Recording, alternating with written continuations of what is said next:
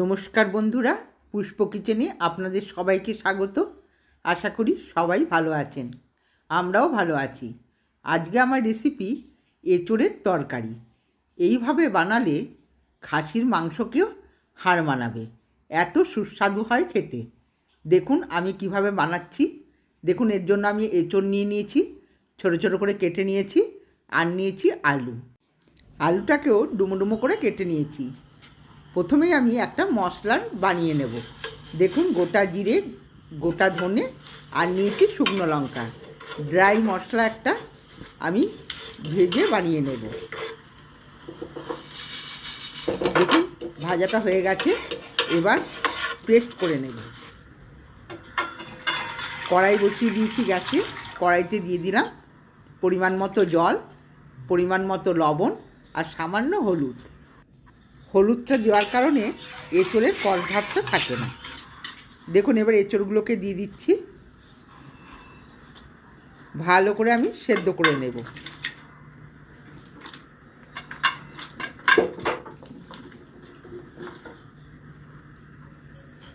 আমি মোটামুটি 60% সেদ্ধ করব, আর বাকিটা আমার রান্নার সাথে সাথে হয়ে যাবে।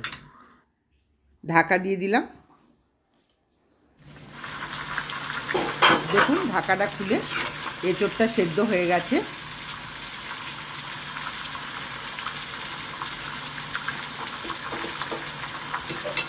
এবার আমি নামিয়ে নেব। একটা ঝালজি থালার ওপর আমি রাখছি, জলটা ঝরে যাবে। ভালো করে জলটা ঝরিয়ে নিতে হবে। এবার দেখুন কড়াই বসিয়ে দিয়েছি, দিয়ে দিচ্ছি সর্ষের তেল। সর্ষের তেলেই আমি পুরো রান্নাটা করব। এবার এঁচোড়গুলোকে প্রথম হালকা করে ভেজে নেব। পুরো লাল করে কড়া করে ভাজার দরকার নেই, এঁচোড়টাকে একটু হালকা ভেজে নিলেই হবে। দিয়ে দিলাম পরিমাণ মতো লবণ আর সামান্য হলুদ। এবার লবণ আর হলুদটাকে দিয়ে সুন্দর করে আমি ভেজে নেব।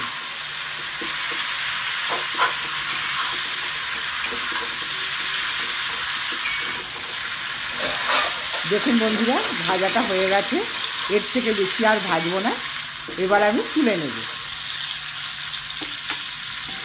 সব এঁচোড়গুলোকে কড়াই থেকে তুলে নেব। ওই কড়াইতে এবার দিয়ে দেবো আর একটু তেল। তেলটা ভালো করে গরম করে দিয়ে দেবো ডুবো ডুবো করে কাটা আলুগুলো। আলুটাকেও ভালো করে নেড়ে চেড়ে ভেজে নেব। সামান্য লবণ দিয়ে দিলাম, পরিমাণ মতো হলুদ। এবার ভালো করে নেড়ে আলুটাকে বন্ধুরা লাল লাল করে ভাজতে হবে। সুন্দর করে কড়া করে ভেজে নেব। আলুটা ভালো করে ভাজা হলে তরকারিটার স্বাদটাও ভালো হবে। এবার দেখুন আলুটা মোটামুটি ভাজা হয়ে গেছে। এবার নেড়ে চেড়ে আরেকটু ভেজে নেব। দেখুন ভাজাটা হয়ে গেছে, এবার তুলে নিচ্ছি। ওই তেলেতেই দিয়ে দেবো দুটো তেজপাতা, দুটো শুকনো লঙ্কা আর গোটা গরম মশলা, দুটো এলাচ, দারচিনি আর দুটো লবঙ্গ দিয়েছি। আর দিয়ে দিলাম গোটা জিরে হাফ চামচ। ফোড়নটা ভালো করে হলে তারপর দিয়ে দিলাম কুচানো পেঁয়াজ। পেঁয়াজটা দিয়ে নেড়ে চেড়ে লাল করে ভেজে নেব। পেঁয়াজ ভাজাটা দেখুন বন্ধুরা হয়ে এসছে। এবার দিয়ে দিচ্ছি দুটো টমেটো কোচানো। আপনারা ইচ্ছে করলে টমেটোটা পেস্ট করেও দিতে পারেন, আমি কুচিয়ে দিয়েছি। এবার দিয়ে দিচ্ছি সামান্য লবণ। লবণ দিলে টমেটোটা মজে যাবে তাড়াতাড়ি। ঢাকা দিয়ে দিলাম। এবার ঢাকাটা খুলে দেখুন টমেটোটা ভাজা হয়ে গেছে, ভালো মতো মজে গেছে। এবার দিয়ে দেব আদা রসুনের পেস্ট। আদা রসুনের পেস্টটা দিয়ে ভালো করে নেড়ে চেড়ে একটু ভেজে নেব। যতক্ষণ না আদার কাঁচা গন্ধটা যায় ততক্ষণ ভাজতে হবে। এবার দিয়ে দিচ্ছি কাঁচা লঙ্কার পেস্ট। কাঁচা লঙ্কার পেস্টটা দিয়ে ভালো করে নেড়ে চেড়ে আমি কষিয়ে নেব। দেখুন মশলা দিয়ে তেলটা ছেড়ে দিয়েছে, সুন্দর করে মশলাটা ভেজে নিয়েছি। এবার দিয়ে দিচ্ছি 1 চামচ ধনের গুঁড়ো, 1 চামচ জিরের গুঁড়ো, 1 চামচ লঙ্কার গুঁড়ো। লঙ্কার গুঁড়োটা 1/2 চামচ দিয়েছি, পুরো ভর্তি দিইনি। আর দিয়ে দিচ্ছি 1/2 চামচ কাশ্মীরি লঙ্কার গুঁড়ো, রঙটা একটু ভালো হওয়ার জন্য। মশলার বাটিটা দিয়ে জল দিয়ে দিলাম। এবার নেড়ে চেড়ে ভালো করে কষিয়ে নেব। দিয়ে দিচ্ছি সামান্য পরিমাণে চিনি আর পরিমাণ মতো লবণ। লবণটা একটু বুঝে শুনে দিতে হবে। আমি ভাজাতেও লবণ দিয়েছি, ওই জন্য লবণটা অল্প করেই দিলাম। আর সামান্য পরিমাণে হলুদ দিয়ে দিলাম। এবার মশলাটা 2 মিনিট কষিয়ে নেব। দেখুন মশলাটা দিয়ে তেল ছেড়ে দিয়েছে।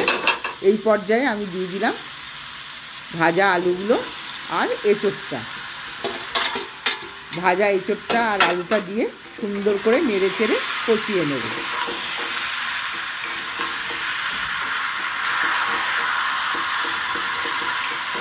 মশলাটার সাথে আলু আর এঁচোড়টাকে ভালো করে নেড়ে চেড়ে মিশিয়ে দিচ্ছি। সুন্দর করে কষিয়ে নিতে হবে। দেখুন কষানো হয়ে গেছে। তরকারিটা পুরো তেল ছেড়ে দিয়েছে দেখুন।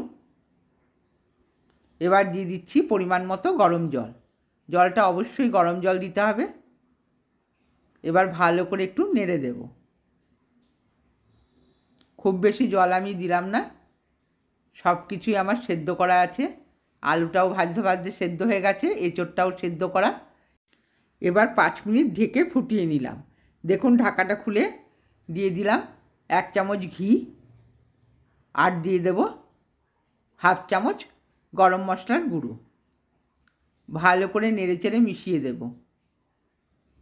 এই সময় গ্যাসের স্টিমটা একদমই কমিয়ে দিয়েছি। ঘি গরম মশলা দিয়ে ভালো করে নেড়েচেড়ে দেব। এবার দিয়ে দেব যে ভাজা মশলাটা আমি করে রেখেছিলাম, জিরে ধনে আর শুকনো লঙ্কা দিয়ে, সেই ভাজা মশলা দিলাম 2 চামচ। সুন্দর করে এবার নেড়ে দেব। এই ভাজা মশলা দিয়ে এঁচোড় রান্না করলে এঁচোড়ের স্বাদটা দ্বিগুণ বেড়ে যায়। বন্ধুরা, আমার রেসিপিগুলো যদি ভালো লেগে থাকে আমার চ্যানেলটিকে সাবস্ক্রাইব করবেন, লাইক করবেন আর কমেন্টসে জানাবেন আপনাদের কেমন লাগলো। এইভাবে এঁচোড় রান্না করলে মাছ মাংসের স্বাদকেও হার মানাবে। খেতে খুবই সুস্বাদু হয়। আপনারাও বাড়িতে ট্রাই করবেন। আজকের মতো ভিডিওটা এখানেই শেষ করছি। সকলেই ভালো থাকবেন, সুস্থ থাকবেন। ধন্যবাদ।